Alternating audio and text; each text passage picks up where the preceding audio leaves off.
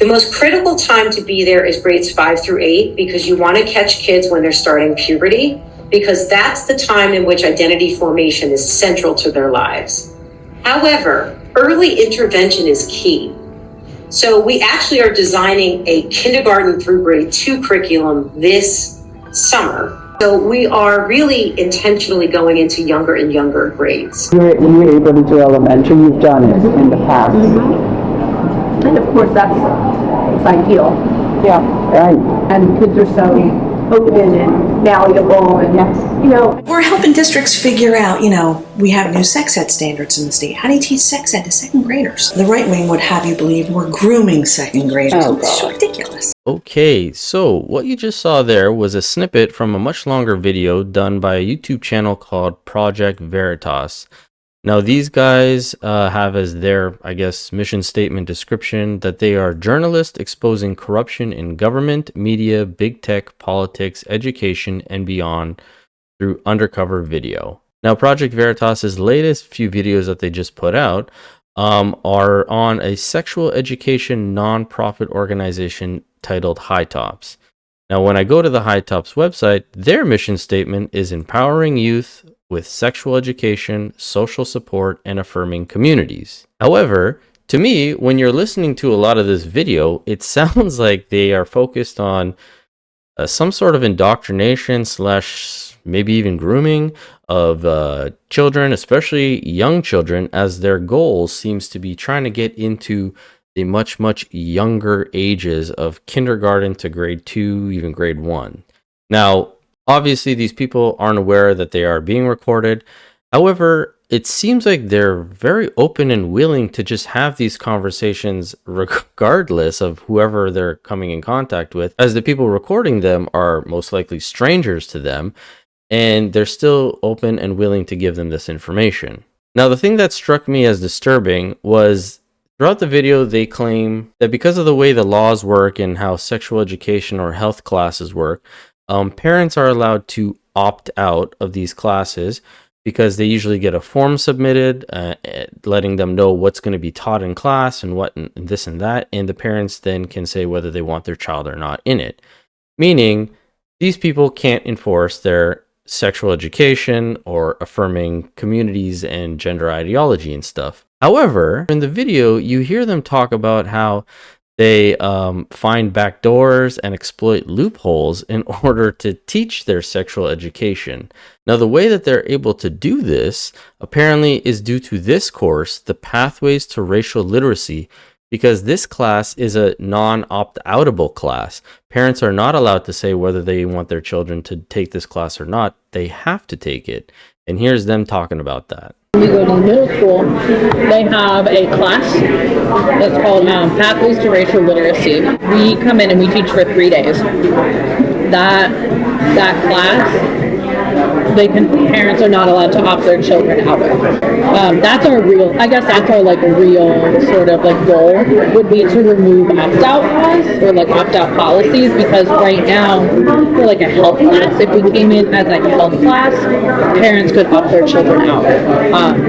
What's the name of the class? It's called Pathways to Racial Literacy. Oh, so through that you interject yourself. Yeah. So that you found a back door. Mm-hmm. Yes, it is really nice. Facing parental resistance, both Executive Director Lisa Shelby and health educator Hannah Wires confessed they exploit Pathways to Racial Literacy class as a hidden channel, a backdoor to reach children, bypassing the parents' rights to opt out their children. I would mandate for racial justice and inclusivity. Yes. Sometimes that's how we get through. Yes. Yeah. Which is very smart. Yeah. Because parents are not able to opt out of those classes. That's right. Exactly. That's right. You got it. I'm just so happy to hear that you all are so dedicated to this. Yes. Especially right now when a lot of people are sort of getting really nervous about making this part of their mission statement because they're worried about how other people will sort of respond. And we've had unfortunately a handful of people kind of back out of contracts because they're worried about parent backlash or things like that. What are you teaching my child? Now, when you go to the Princeton Public Schools website and you look up Pathways to Racial Literacy, this course comes up and it says within the curriculum, the racial literacy course has become a linchpin as the district works to provide curricular offerings for students at all levels.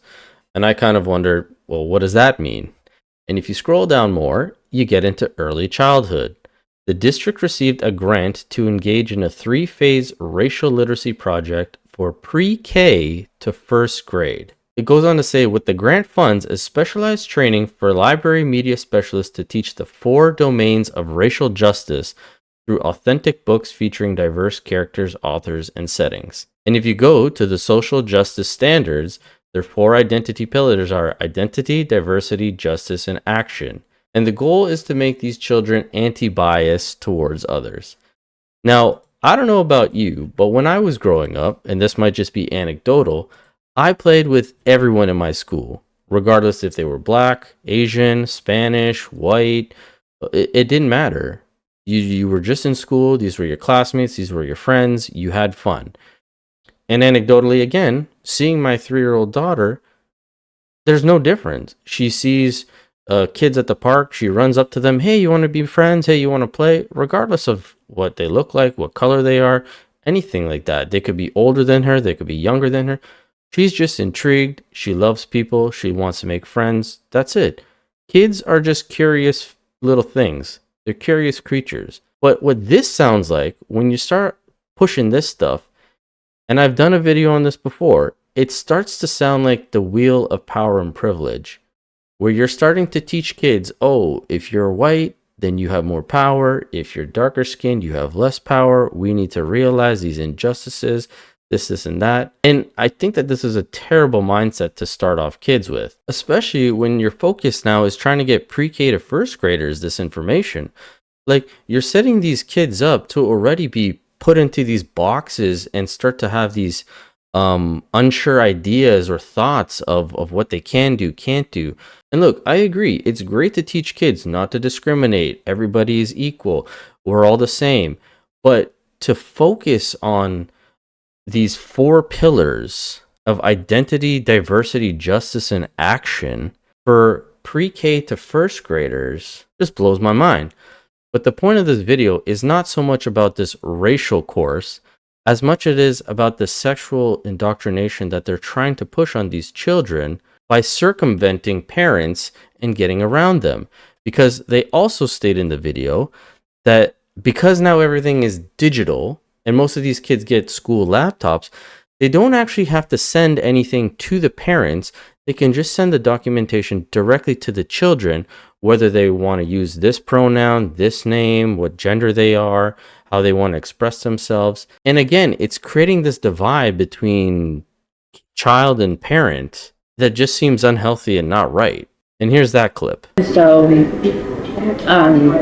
with children who are not at like reading and writing age, it's a little difficult, but having that conversation, privately, in the sense of like without the parent around, like, what kind of name do you want for me to use? Like, is there do you like going by, this name, or, is there another name, right? And so in doing, we also encourage like regular check-ins to like every, again, when we're recommending something at the public school level, it's about every quarter or every semester, sending out, I don't know if you all have been in a school recently. They're all digital. They do everything digital. No, yes. And no more pen and paper? White? No, they all have like school issued laptops, and they're all doing so much of it online, which can be nice though, because then they can send out like a Google form basically, and it's just like, hey, I'm just checking in. Do you still like remind me what name you'd like to be called? Remind me what pronouns you like to use. Which you all could potentially adapt to. And so you send it directly to the student, not the parent. That's what we encourage staff to do, yes. Again, I'm not saying that kids who fall under the LGBT umbrella don't deserve to have support or health or help or anything like that. But the fact that you're trying to push this stuff on little children who don't even have the concept of sexuality, who don't even have the concept of gender identity or gender expression, they're just children. They enjoy running around, playing, having an imagination, pretending they're this and that. And you hear the woman talk about, oh yeah, if a girl one day comes in and says, oh, I want to be a prince today, while they're playing whatever castles and dragons, then that's something you should listen for, because if it keeps continuing, then, it might be a sign that they think that they're actually a boy. Do you do gender affirmation that young though? I mean, I know there's some kids. Absolutely. And so sometimes it's just sort of, a one-off comment, like, I'm going to be a prince today instead of a princess. And, but what we're looking for, what like folks, like adults in a young person's life, especially that age, are looking for when we're thinking about, are they experiencing like a gender identity? Are they like sort of asserting their gender identity? It's consistent, persistent, insistent, I think are the three. So they are like consistently saying like, no, I'm going to be a boy today. I'm, going to be the prince today. I'm going to be this. And so that's what sort of you're looking for if you're thinking about sort of helping. So what we know is that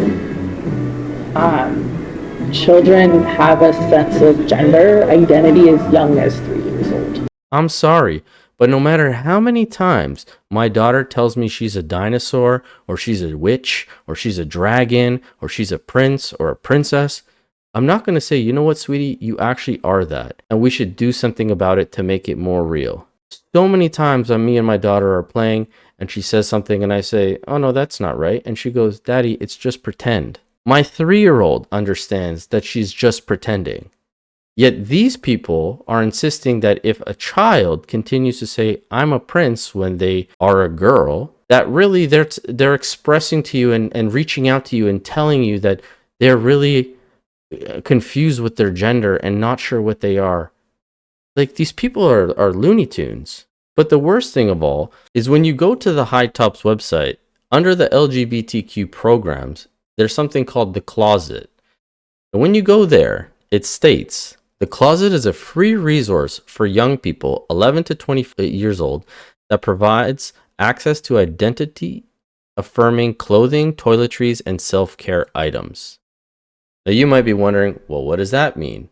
Well, let this lady explain to you what that means. Like I said, again, with The Closet, we have a lot of sexual health products that we're giving to young people for free in New Jersey. But we do have The Closet, which is a completely free gender affirming closet. So you who need clothes that sort of match their identity, but like cannot get them, whether it's just because they can't afford them or they need to be like discreet about getting them, they can come to our closet. They can pull pieces completely for free, and just so they can wear, gender affirming clothes. I have a closet. Let me show you this.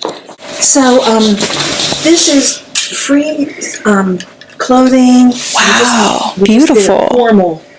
We just did a pop-up event with formal wear to get ready for the prom for the kids, so we have extra formal wear. Yeah. But there's all kinds of stuff. There's personal items, binders, packers, stuff for non-binary and trans kids to be comfortable in their bodies. They can come, get stuff for free, try it on, in an affirming space. And we do pop-ups every month for the closet. And, kids can also come in when we're here and, try stuff on. So, really trying to meet the variety of needs that youth today are experiencing, in this crazy world. Now again, this organization might be tied in with this Princeton school and other schools, as they state in the full video, which I'll link below, that they work with many other schools in New Jersey, but online they work with a much broader range of people. I highly doubt the parents know about this stuff that's happening. And the fact that it says there's a youth drop-in, and the youths are able to just come on in, this is all free, they can just grab what they want. Again, this is just creating more of a divide. Parents are oblivious to any of this, and then they don't know about what's going on. And then all of a sudden, your child is binding their breasts or stuffing their underwear and pretending they have a bulge when they don't have a bulge, or like all of these things that we don't need to be pushing on children or exposing them to, because most kids are just trying to be kids. And again, I do think there is value in sexual education at a certain age. I do believe safe sex is important.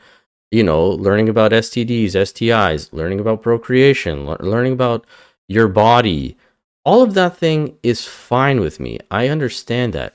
But when I learned that, that was like grade 6, 7, and 8 and up. Trying to target this stuff to K or pre-K even to grade 1, 2, and beyond is just mind-blowing to me that you're so steadfast on trying to push the sexual stuff on these children. And as you saw from that lady, she said, well, it's the best time. They're so malleable. It's the best opportunity to expose them to this stuff. Organization provides sexual health education and LGBTQ plus support primarily for young people. And when I say that, our focus is on youth and young people. We've done a little bit with elementary, not a lot. Okay, You know, we'd love to grow that, but that's a little bit of a tougher sell, as you might imagine. yes. But so is it a first grade, kindergarten? Majority of the work we do is with students in middle school. Okay. But you were able to do elementary, you've done it in the past. And of course, that's ideal. Yeah. Right. And kids are so open and malleable and, you know, and like we say, you know, everyone has a sexual identity. Everyone has a gender identity. Everyone, you know, has an expression. And it starts when you're tiny. I don't know how you don't see that that's indoctrination. But hey, that's just my opinion. As I said, I'm going to link the videos in the description below. You can check it out. To me, it's quite disturbing to watch it all, but you know, I'm glad that they did it. I'm glad that they were uncovering some of this. I don't think all LGBTQ organizations or people are doing this kind of stuff, but it is becoming a lot more prevalent in today's day and age. You're seeing a lot more parents speaking out on this, trying to push back because they don't like how much this has infiltrated the school and how like central it is, regardless if it's public, Catholic. I'm sure even some private schools are now pushing this kind of stuff. But we just got to let kids be kids. And I don't know how many times I got to make a video on this topic about letting kids just be kids. But it is getting very scary in today's day and age. But as always, like I said, love to hear from you guys. Leave your comments in the comment section below. And I will catch you guys on the next one. Thanks so much.